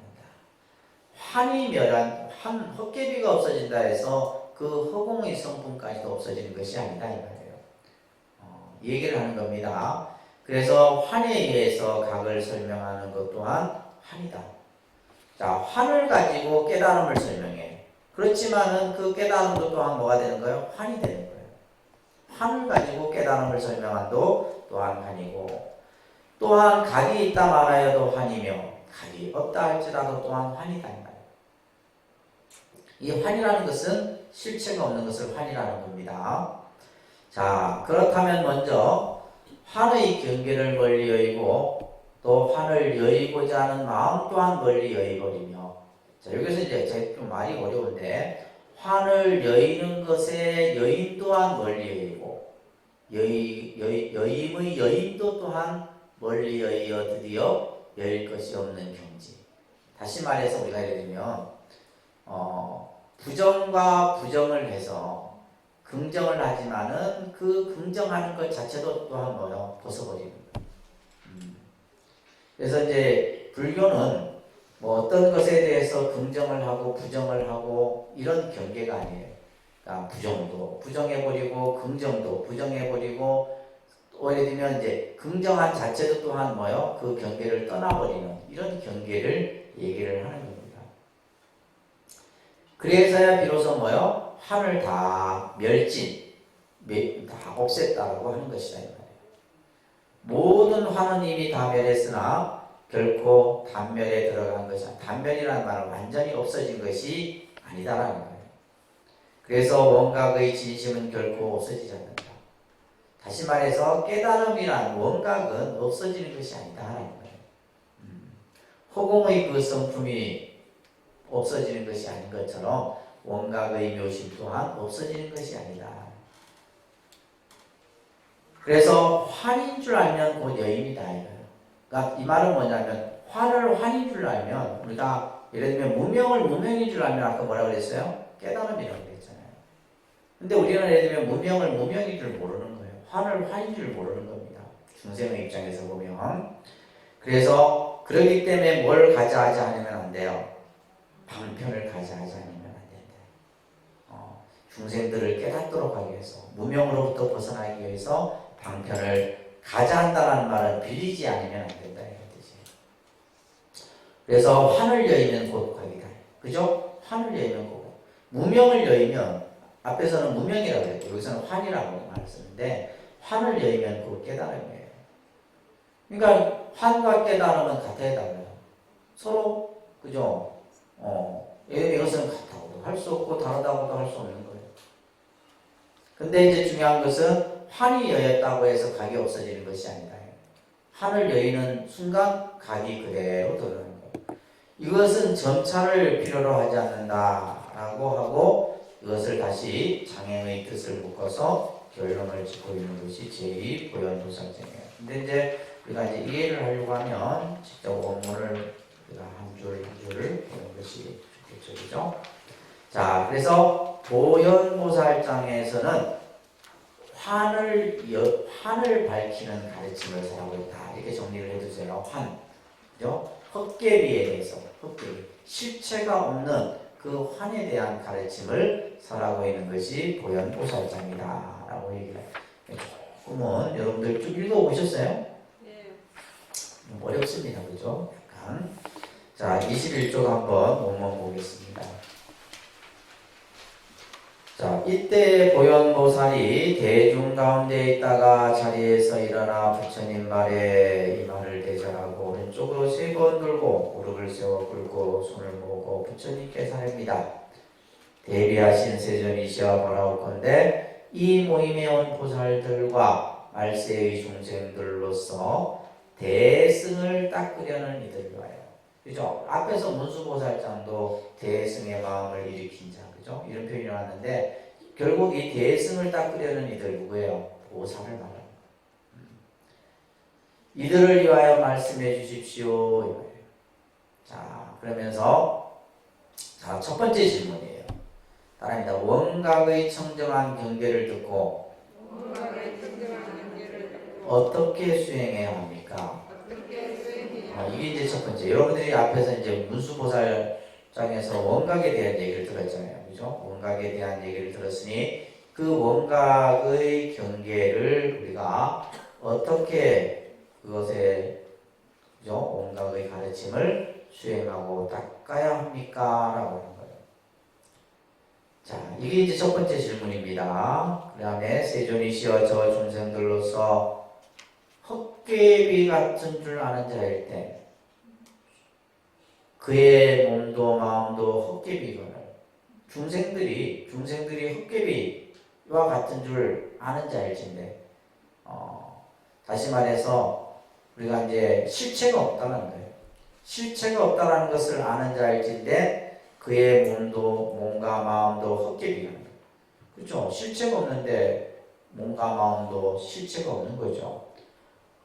자, 그렇거늘 어떻게 헛개비로서 헛개비를 닦을 수 있습니까? 이거예요, 그죠?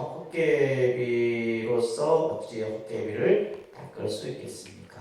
두 번째 질문이에요. 두 번째 질문입니다. 그래서 첫째는 원각의 경계를 어떻게 수행해야 합니까? 우리의 몸과 마음이 헛개비 같다라면 그 헛개비 같은 헛개비로서 어떻게 헛개비를 닦을 수 있겠습니까? 라고 하는 두 가지 질문이에요. 이 질문 이해하셨어요? 만일 온갖 헛개비가 다 멸했다면 몸과 마음마저 없어지리니 무엇으로 수행하겠기에 헛개비 같은 삼매를 닦으라 하십니까? 이렇게 얘기해요. 이게 세 번째 질문이에요. 만약에 헛개비가 다 없어져 버렸어요. 그러면 몸과 마음도 없어졌을 거 아니에요, 그죠? 그런데 무엇으로 우리가 딱 수행해서 이 헛개비 이것을 이제 원문에 보게 되면 이 삼매 이름이 나와요. 삼매 이름이 나오는데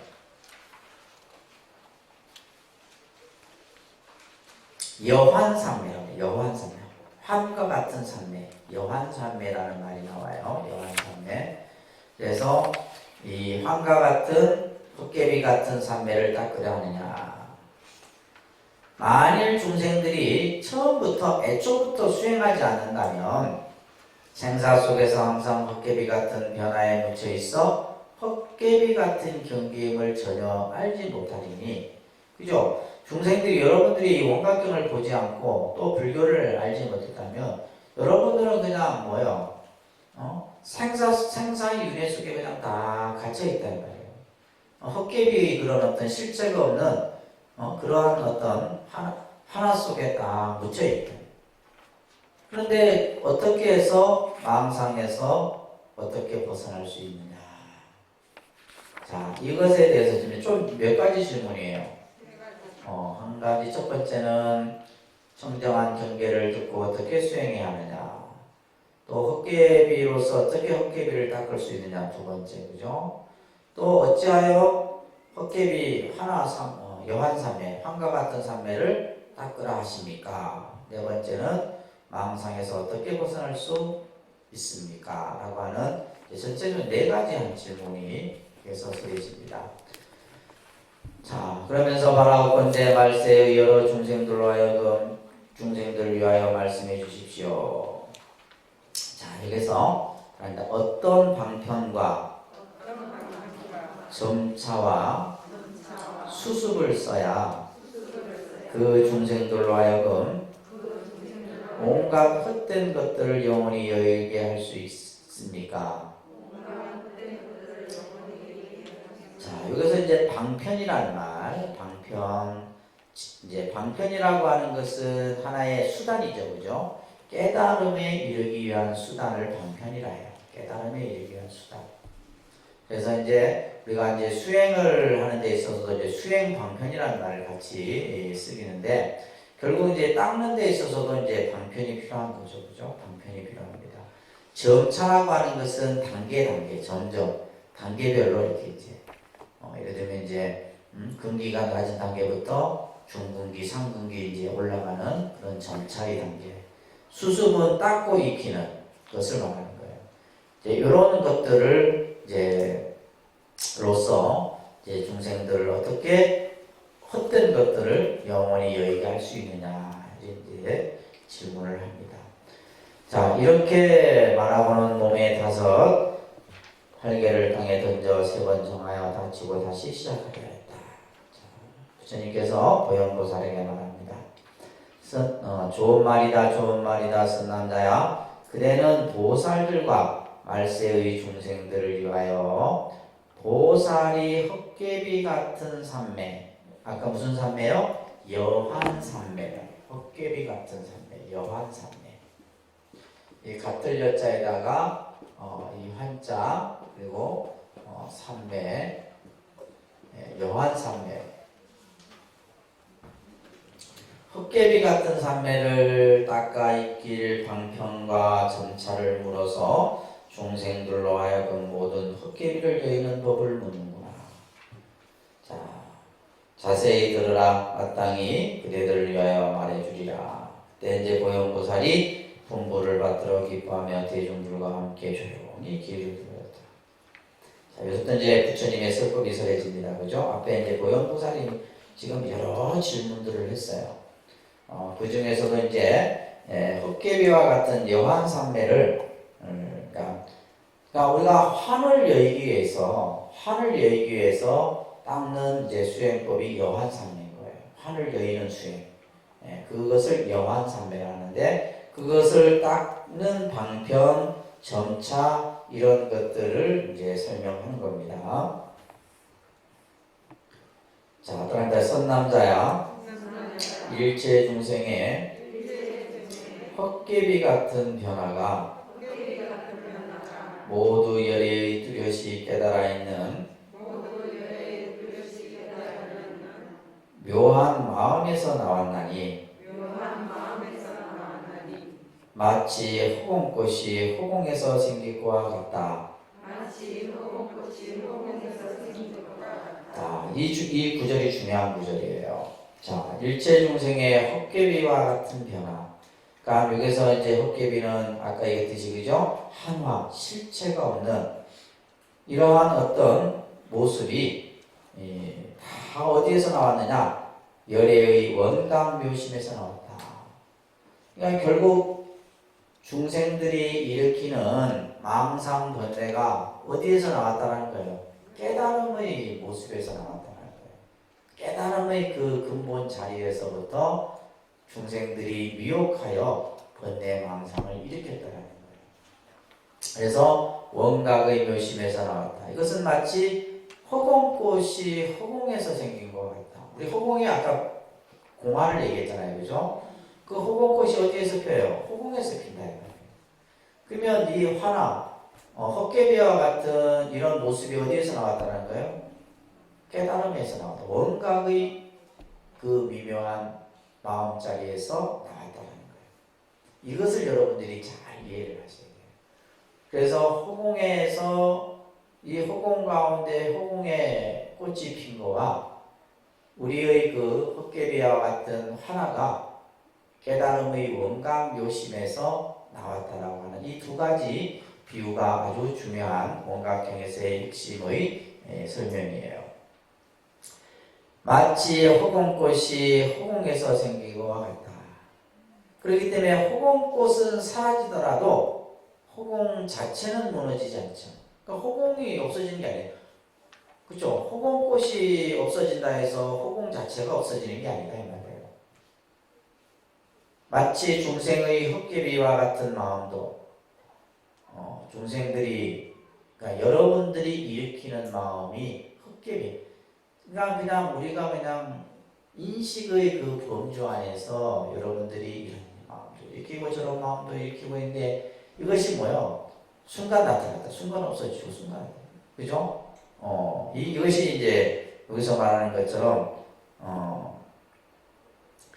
이제 헛개비 같은 그런 마음이에요.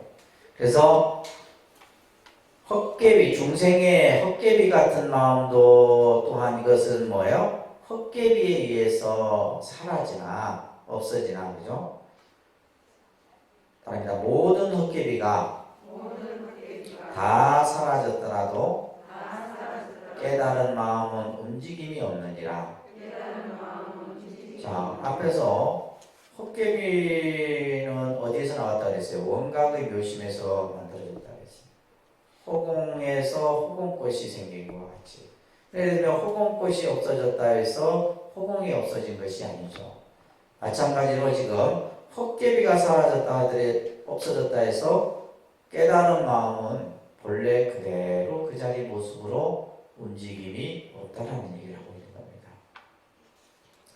헛개비를 의지해 깨달음을 말해도 또한 헛개비며, 그죠? 헛개비의 상태에서 우리가 깨달음을 얘기해도 그것 또한 헛개비며, 만약에 깨달음이 있다고 해도 헛개비를 떠나지 못할 것이며, 깨달음을 얘기한들 그 안에서는 헛개비를 떠날 수 없다 이 말이에요. 깨달음이 없다고 해도 또한 이와 같다 이 말이에요. 깨달음이 있다고 해도 깨달음이 없다고 해도 헛개비와 같은 상태에서 이제 우리가 이 깨달음이 있다 없다 얘기하는 것 자체가 의미가 없는 거예요. 그러므로 헛개비가 사라져야 움직이지 않음이다. 그럼 중요한 것은 헛개비가 이 하나가 없어져야 되는 거예요. 하나가 없어져야지만 그 깨달음의 원각 묘심이 그대로 드러나는데, 깨달음 상태에서 예를 들면 헛개비의 상태에서 깨달음을 얘기한들, 그죠? 그것 또한 헛개비다라는 거예요.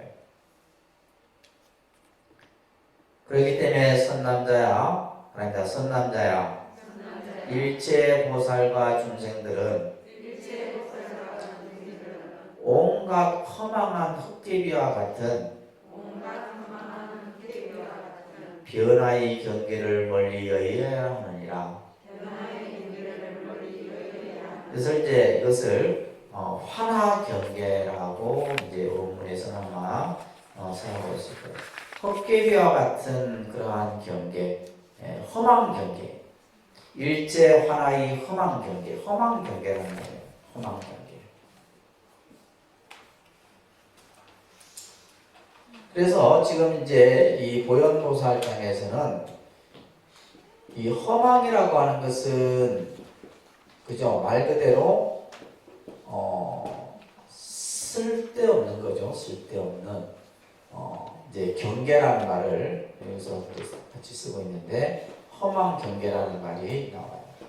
일체 환과 같은 그러한 온갖 헛개비와 같은 변화의 경계를 멀리해야 한다. 이게 어떤 경계를 말하는 거예요? 그죠? 예를 들면 이제 헛개비와 같은 이제 헛개비라는 것은 실체가 없는 거잖아요, 그죠? 온갖 허망한 헛개비와 같은 여러 가지의 그러한 모습들, 여러 가지 상황들을 우리는 여의해야 한다.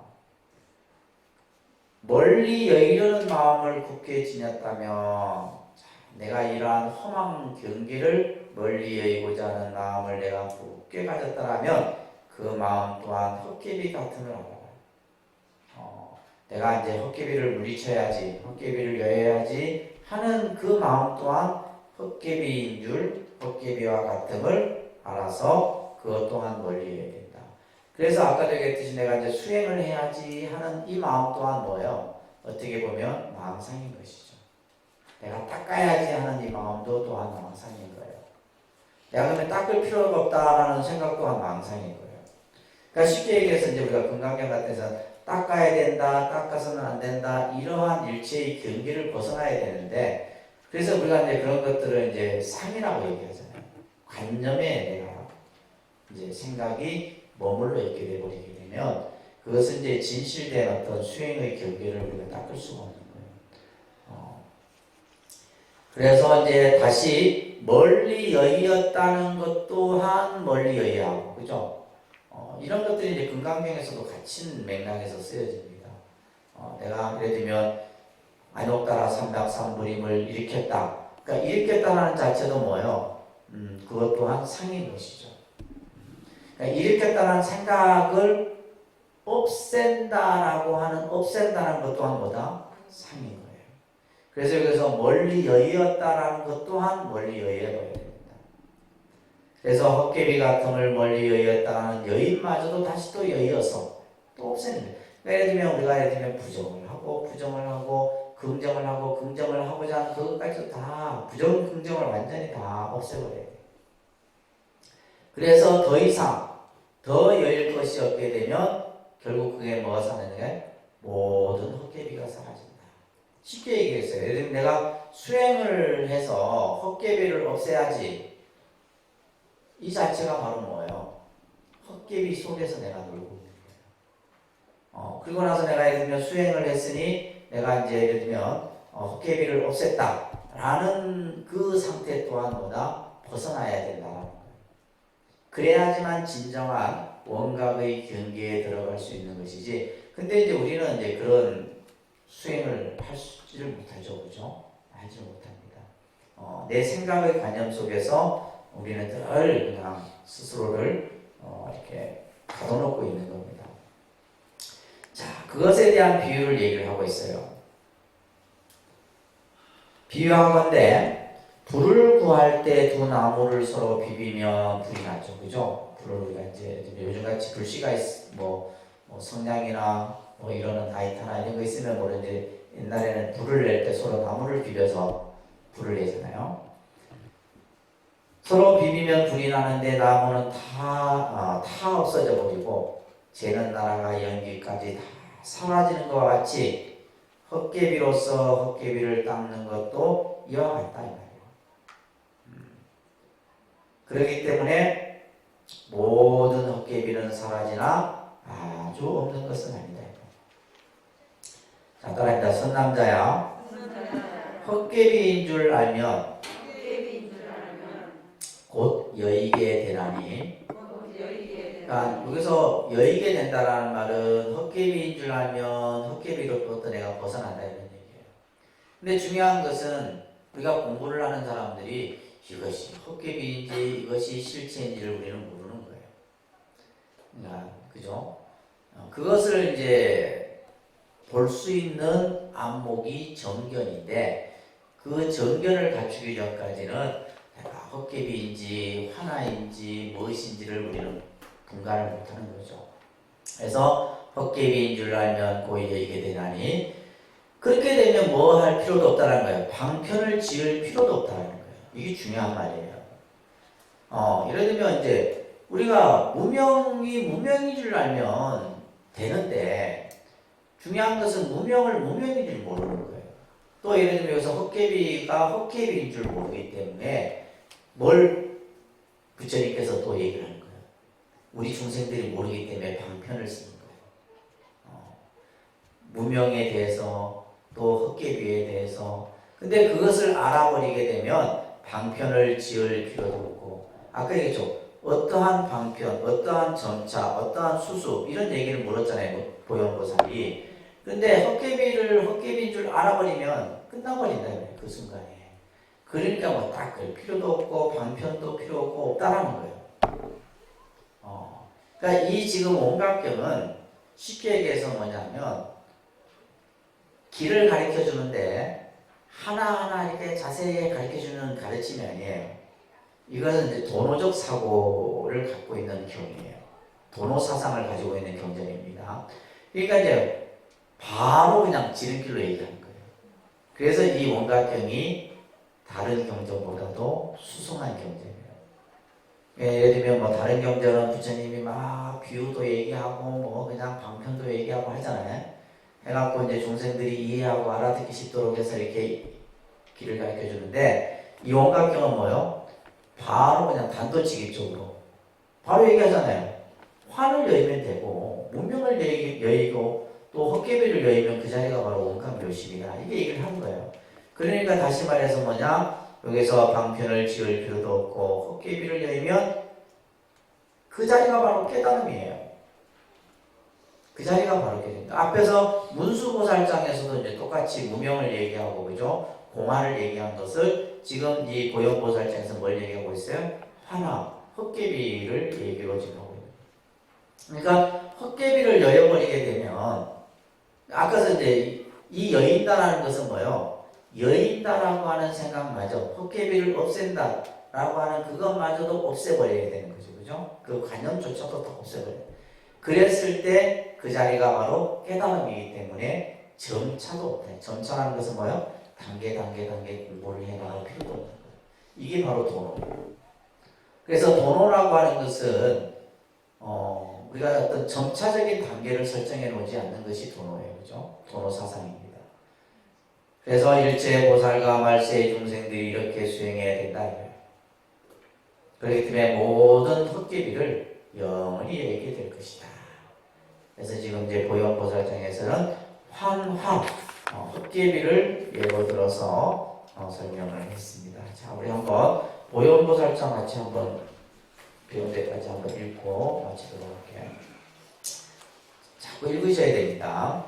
이때에 보현보살이 대중 가운데 있다가 얼른 자리에서 일어나 부처님 말에 절하고 오른쪽으로 3번 돌고 무릎을 세워 꿇고 손을 모으고 부처님께 사례였다. 대비하신 세존이시여 바라옵건대 이모 온 보살들과 말세의 중생들로 닦으려는 이들을 말씀해 주옵소서.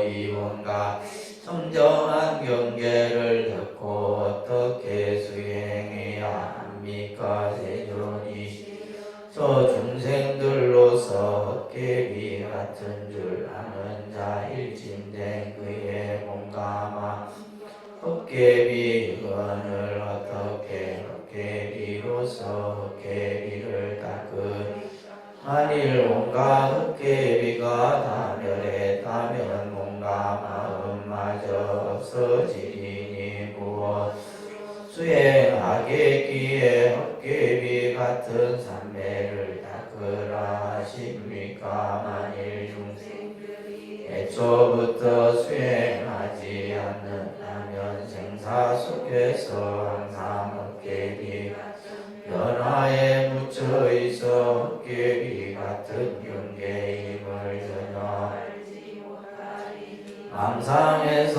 어떻게 벗어나리까?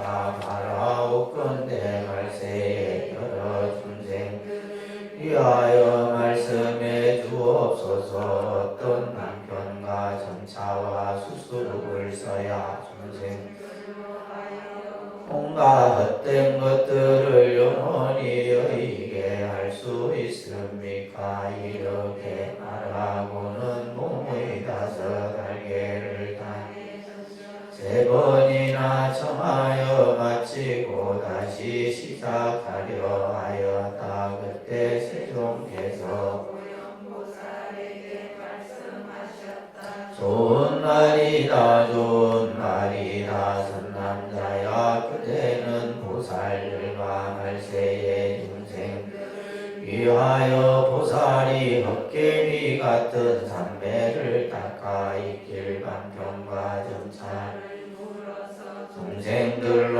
하여금 모든 헛개비를 여기는 법을 묻는구나. 자세히 마땅히 그대들을 위하여 말해주리라. 그때 보현보살이 군부를 받들어 기뻐하면서 대중들과 함께 조용히 귀를 기울였다. 선남자야, 일체 중생의 헛개비 같은 변화가 모두 뚜렷이 깨달아 있는 묘한 마음에서 나왔나니 마치 화공꽃이 화공에서 생긴 것과 같다. 화공꽃은 사라지더라도 허공 자체는 무너지지 않나니 중생의 헛개비 같은 마음도 역시 헛개비의 의지에 사라지나 모든 헛개비가 다 사라졌더라도 깨달은 마음은 움직임이 없느니라. 헛개비를 의지해 깨달음을 말해도 또한 헛개비며 만약 깨달음이 있다고 해도 헛개비를 떠나지 못할 것이며 깨달음이 없다고 해도 또한 이와 같느니라. 그러므로 헛개비가 사라져야 움직이지 않으리라. 이름 하느니라. 선남자여 일체 보살과 온갖 허망한 헛개비와 같은 변화의 경계를 멀리 여야 하느니라. 여는 마음을 굳게 지녔다면 그 마음도 헛개비 같음을 알아 멀리 여야 하며 다시 멀리 여의었다는 것도 멀리 여의어야 하고 헛개비 같음을 멀리 여의었다는 여임 다시 여의어서도 여일 것이 없게 되면 모든 헛개비가 사라지리라. 비유하건대 불을 구할 때 두 나무를 서로 비비면 불이 나는데 나무는 다 없어지고 새는 나라가 연기까지 사라지는 것과 같이 헛개비로서 헛개비를 닦는 것도 이와 같아서 모든 헛개비는 사라지나 아주 없는 것은 아니니라. 선남자여 헛개비인 줄 알면 곧 여의게 되나니 방편을 지을 필요가 없고 헛개비를 여의면 곧 깨달음이며 점차도 없느니라. 일체 보살과 말세의 중생들이 이렇게 수행하여야 되나니 모든 헛개비를 길이 여의게 되리라. 좀 이해되세요? 좀 어렵죠, 그죠? 왜냐하면 이 원각경은 우리가 부처님 말씀이 전부 깨달은 분의 말씀이기 때문에 사실은 아까도 이제 중생이 이해하는 그 이해의 범위가 있죠. 이제 이 원각경은 말 그대로 원각의 경계에서 중생들로 하여금 그 깨달음의 경계에 들어가도록 하는 가르침이에요. 그런데 이제 자꾸 이제 우리는 뭐냐면 내가 가지고 있는 생각의 틀로만 자꾸 이해를 하려고. 근데 여러분들이 가지고 있는 생각을 다 벗어버려야 돼요. 벗어버리고 백지의 상태에서 이것을 받아들이려고 해야지. 내가 지금까지 내가 공부했던 거하고 전혀 다른 얘기를 또 하고 있다 이런 생각하면 안 돼. 그러면 이제 이 생각이 이제 충돌이 생겨갖고 이 말이 그 말 같고 저 말이 저 말 같고 그래. 그래서 이제 원각경을 여러분들이 공부할 때는 이것은 깨달음의 경계에서 부처님께서 우리들에게 그러니까 결국은 간단하잖아요. 그냥 운명을 우리가 운명인 줄 알면 돼. 화를 화인 줄 알면 돼. 근데 그것을 모른다라는 게 문제인 거예요. 무슨 말인지 아시겠죠? 왜 몰라요? 그렇죠? 여러분들이 가지고 있는 이 무명 업장이 씌워져 있기 때문에 모르는 거예요. 사실은. 그래서 이제 그것을 닦는 수행의 이야기도 뒷부분에 나옵니다. 자, 진수양, 수연성, 해등화, 곰보민, 도분지, 덕성아,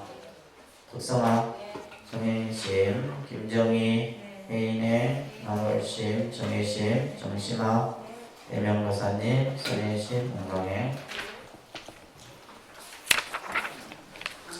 홍현지, 다보행, 보덕화, 범연아, 이낙연, 실성화, 마무래, 성명아, 제인, 박행심, 이혜경, 여시라, 법수월, 대월, 연지월. 네, 다들 수고들 많으셨습니다. 자, 마치도록 할게요. 자리에서 이렇습니다. 지성소 남겨보겠습니다. 한 10번씩, 20번씩 읽으세요. 읽을수록 이해가 쉽습니다.